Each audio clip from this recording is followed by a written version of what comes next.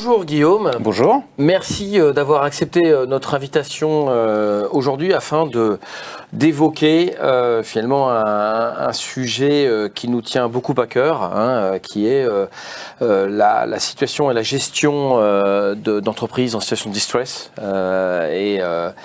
Et donc, tu vas pouvoir nous faire part dans cet échange donc de ta propre expérience. Est-ce que tu peux nous donner un petit peu la situation? C'est l'entreprise Valdune. Valdune, c'est une entreprise anciennement française, ancien fleuron de l'industrie française, qui fabrique des roues de train, l'inventeur de la roue TGV. Et au moment où j'arrive, en 2023, donc l'entreprise est depuis un peu moins de 10 ans au sein de Mastil, il y a eu 150 millions d'euros de recapitalisation, 25 millions d'euros de dettes envers ses fournisseurs et 3 millions d'euros uniquement en trésorerie et une entreprise qui perd 1,5 million d'euros tous les mois. Finalement, comment as-tu instauré la confiance, que ce soit auprès de tes équipes, des syndicats ou de l'ensemble du personnel? Je ne pense pas qu'on puisse réussir tout seul.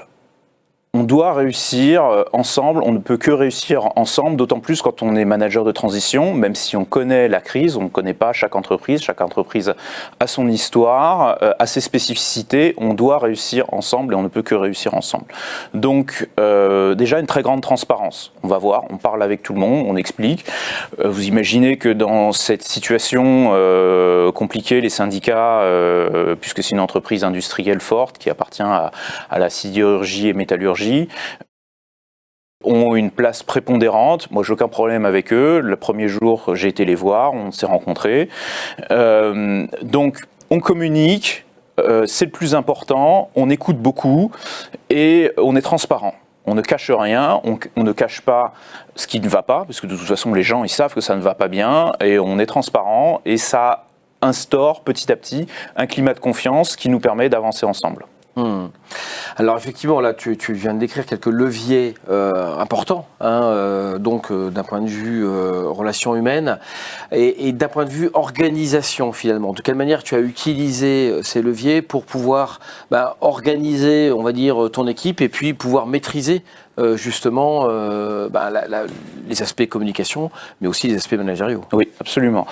Nous avions créé un comité très restreint avec un côté les ressources humaines, donc qui connaissent bien les spécificités, les personnes, toute leur histoire, les organisations entre les départements, et également le côté technique. Et donc nous étions 3 qui pouvions synthétiser la situation et redescendre auprès des équipes de manière claire, synthétique et aussi avec un certain tempo les informations. On ne cache rien, mais il y a des moments qui sont plus propices à communiquer pour ne pas affoler, mais dans un but toujours d'être ouvert avec les gens. Écoute, merci Guillaume. On a voulu présenter ce sujet un petit peu sous l'aspect humain, au travers des yeux donc d'un manager de transition, qui montre l'importance en fait que peut avoir le management, la communication et le savoir-faire de pouvoir manager ces entreprises dans des situations donc de procédure collective et avec un résultat qui est vraiment superbe, puisque beaucoup d'emplois et en tout cas les 2 sites ont été sauvés. Grâce à l'excellent travail que tu as réalisé. Merci d'avoir pris ce temps de venir nous conter cette histoire sous cet aspect humain. Merci pour l'invitation et puis également bravo aux équipes de Valdune qui ont permis ce redressement.